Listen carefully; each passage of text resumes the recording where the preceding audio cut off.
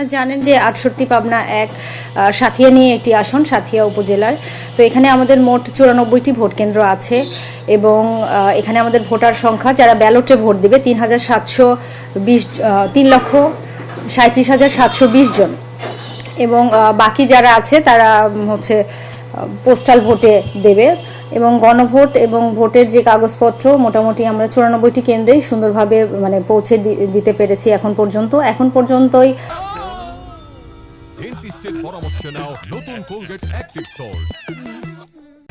আমাদের যে সেনাবাহিনী মোতায়েন বা আইন শৃঙ্খলা বাহিনী সমস্ত বাহিনী আমাদের এখন মাঠে আছে এবং সবাই সুন্দরভাবে কাজ করছে। এখন পর্যন্ত সেরকম কোনো দুর্ঘটনা ঘটেনি বা আইন শৃঙ্খলা পরিস্থিতি ভালো আছে এবং সবাই উৎসবমুখর পরিস্থিতিতে ভোট দিতে পারবে এবং সকল কেন্দ্রে আমার সিসি ক্যামেরা লাগানো আছে। এবং আপনারা জানেন যে কালকে রাত থেকে মোটরসাইকেল চালানো, রাত ১২টার পর থেকে মোটরসাইকেল বন্ধ আছে, সেই বিষয়ে সেনাবাহিনী কাজ করছে এবং আমরা পুরো সাথিয়াকে ৪টি সেক্টরে ভাগ করেছি এবং প্রত্যেকটি সেক্টরে ম্যাজিস্ট্রেট, সেনাবাহিনী, বিজিবি এবং পুলিশের স্ট্রাইকিং টিম কাজ করবে এবং সকল ক্ষেত্রে আমাদের নিরাপত্তা থাকবে।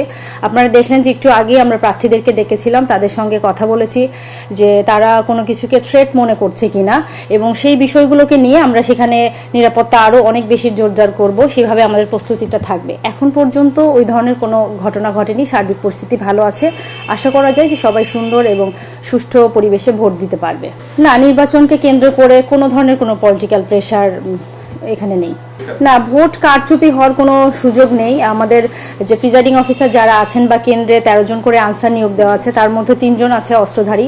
তারা প্রত্যেকেই ওখানে অবস্থান করবে এবং সিসি ক্যামেরা আছে, সেক্ষেত্রে ভোট কারচুপি হওয়ার কোনো সুযোগ নেই। তারপরে যদি কোনো বিচ্ছিন্ন ঘটনা ঘটে, কারণ আমরা বলতে পারবো না যে কোনটা ঘটবে বা কোনটা ঘটবে না, ভবিষ্যৎ আসলে কেউ জানে না। আমরা চেষ্টা করব এবং আমাদের সর্বাত্মক চেষ্টা থাকবে যে আমরা যেন যে কোনো সমস্যা এবং পরিস্থিতি যে পরিমাণ ফোর্স আছে আমরা অবশ্যই সেটা নিয়ন্ত্রণ